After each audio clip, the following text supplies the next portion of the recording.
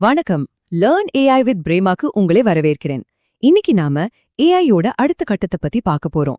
அதாவது சும்மா நம்ம கிட்ட பேசுறதோட நிறுத்திக்காம நமக்காக நிஜமாவே வேலை செய்யற தன்னாட்சி ஏஜென்ட்கள். இது செயற்கை நுண்ணறிவோட எதிர்காலத்தையே மாத்த போற ஒரு விஷயம். வாங்க உள்ள போலாம். நம்ம எல்லாருமே இப்போ சாட்பாட்களை யூஸ் பண்றோம். அதுங்க நம்ம கேள்விகளுக்கு சூப்பரா பதில் சொல்லுது. ஆனா என்னைக்காவது யோசிச்சு பார்த்திருக்கீங்களா, ஏன் அதால ஒரு சின்ன ஆனா பல ஸ்டெப்ஸ் இருக்கிற வேலைய முழுசா செய்ய முடியல? இந்த ஒரு சின்ன கேள்விதான் நாம இன்னைக்கு பேச போற ஒரு பெரிய டெக்னாலஜிக்கு கதவை திறக்குது. பாருங்க, இந்த மாதிரி ஒரு வேலைய ஒரு மனுஷ அசிஸ்டன்ட் கிட்ட சொன்னா டக்குன்னு செஞ்சுடுவாங்க இல்லையா? ஆனா இன்னைக்கு இருக்கிற ஏஐ டூல்ஸ் கிட்ட போய் இந்த பிடிஎஃப் படிச்சு முக்கியமான பாயிண்ட்ஸை எடுத்து ஒரு இமெயில் டைப் பண்ணி மார்க்கெட்டிங் டீமுக்கு அனுப்புன்னு ஒரே கமாண்டா சொன்னா அதால செய்ய முடியாது. இந்த கேப்பை ஃபில் பண்றதுக்கு தான் ஏஐ ஏஜென்ட்ஸ் வந்திருக்கு. இது வெறும் ஒரு அப்டேட் கிடையாதுங்க. இது ஒரு பரிணாம வளர்ச்சி. நாம ஏஐ கூட பேசிட்டு இருந்த காலத்துல இருந்து இப்போ ஏஐ நமக்காக வேலை செய்யற ஒரு புதிய யுகத்துக்குள்ள நுழையிறோம்.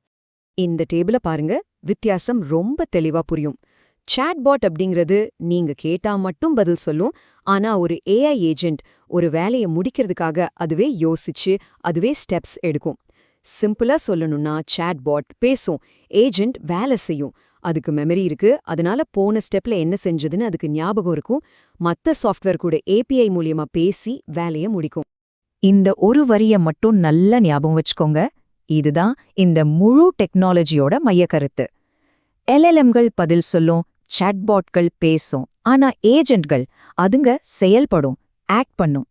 சரி வாங்க, இந்த பவர்ஃபுல்லான புதிய டூலை நாம அதிகாரப்பூர்வமா சந்திப்போம். உங்களுக்காக டிஜிட்டல் உலகத்துல வேலை செய்யற ஒரு ஆட்டோனாமஸ் டீம்மேட் மாதிரி இதை நீங்க கற்பனை பண்ணிக்கலாம். சோ ஏஐ ஏஜென்ட்னா என்ன? அது ஒரு எல்எல்எம், அதாவது பெரிய மொழி மாதிரிய மூளையா வச்சு வேலை செய்யற ஒரு சிஸ்டம். ஆனா இது சும்மா டெக்ஸ்ட் ஜெனரேட் பண்றதோட நிக்காது. அடுத்து என்ன செய்யணும்னு அதுவே முடிவு பண்ணும், அதுக்கு தேவையான டூல்ஸ அதுவே யூஸ் பண்ணும். ஒருவேளை தப்பு பண்ணா கூட அதை அதுவே சரி செஞ்சுக்கிட்டு வேலையை தொடர்ந்து செய்யும். இந்த 5 திறன்கள் தான் ஒரு ஏஜென்ட்டோட சீக்ரெட் சாஸ். முதல்ல ஒரு பெரிய வேலையை சின்ன சின்ன ஸ்டெப்ஸா பிளான் பண்ணும். அப்புறம் அந்தந்த ஸ்டெப்புக்கு தேவையான டூல்ஸை யூஸ் பண்ணும். அது என்ன செஞ்சதுன்னு ஞாபகம் வச்சுக்கும். வேலையை நிஜமாவே செஞ்சு முடிக்கும். முக்கியமா தடையா வந்தா அதுவே சரி பண்ணிக்கிட்டு வேலையை கண்டினியூ பண்ணும். ஓகே, ஒரு ஏஜென்ட் என்னெல்லாம் செய்யுதுன்னு பார்த்துட்டோம். ஆனா அது எப்படி யோசிக்குது? இந்த மேஜிக் பின்னாடி என்ன ஆர்கிடெக்சர் இருக்கு? வாங்க பார்க்கலாம்.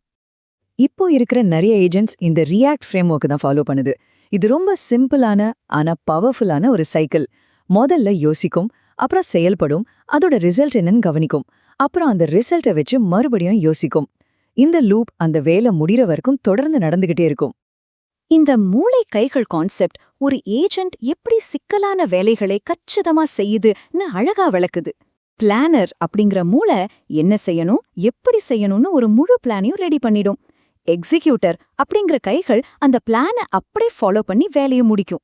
இந்த மாதிரி வேலையை பிரிக்கிறதுனால தப்புகள் குறையுது, துல்லியம் அதிகமாகுது. சரி, தியரி எல்லாம் பேசியாச்சு. இப்போ இந்த ஏஜென்ட்ஸ் நிஜ உலகத்துல எப்படி ஒரு பெரிய தாக்கத்தை ஏற்படுத்துதுன்னு சில உதாரணங்களை பார்க்கலாம். யோசிச்சு பாருங்க, ஃபைனான்ஸ் ரிப்போர்ட்லாம் தானா ஜெனரேட் ஆகுது. புதுசா வேலைக்கு சேர்றவங்களோட ஆன்போர்டிங் ப்ராசஸ் முழுக்க ஆட்டோமேட் ஆகுது. கஸ்டமர் சர்வீஸ்ல வர பெரிய பெரிய பிரச்சனைகளை கூட ஏஜென்ட்ஸ் டீல் பண்ணுது. இது வெறும் நேரத்தை மிச்சப்படுத்துறது மட்டும் இல்ல, மனுஷங்க இன்னும் முக்கியமான வேலைகள்ல கவனம் செலுத்த இது உதவுது. இப்போ இன்னும் ஒரு படி மேல போலாம். ஒரே ஒரு ஏஜென்ட்டுக்கு பதிலா ஏன் ஒரு முழு ஏஐ டீமே வேலைக்கு வைக்க கூடாது? இங்க பாருங்க, ஒரு பிளானர் ஏஜென்ட் பிளான் போடுது, ரீசர்ச் ஏஜென்ட் டேட்டாவை சேகரிக்குது, அனாலிசிஸ் ஏஜென்ட் அதை ஆராயுது, கடைசியா ரிவ்யூவர் ஏஜென்ட் எல்லாத்தையும் சரி பார்க்குது.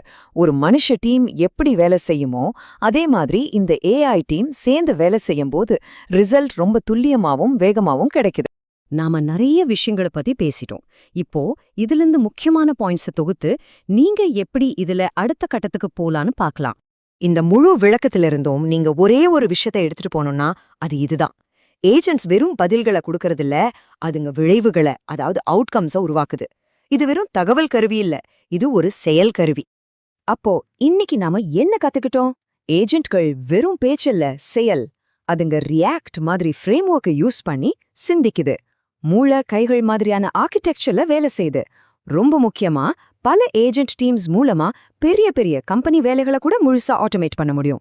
இந்த டெக்னாலஜி நம்ம வேலை செய்யற விதத்தையும் இந்த உலகத்தையுமே மாத்தப் போகுது.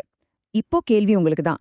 இந்த மாற்றத்தோட ஒரு பகுதியா இருந்து ஏஐயோட எதிர்காலத்தை உருவாக்க நீங்க தயாரா? ஏஐயோட இந்த அற்புதமான உலகத்துல இன்னும் ஆழமா பயணிக்க லேர்ன் ஏஐ வித் பிரேமா கூட இணைந்திருங்க.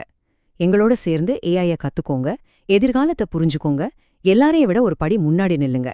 இந்த விளக்கத்தை பார்த்ததுக்கு ரொம்ப நன்றி.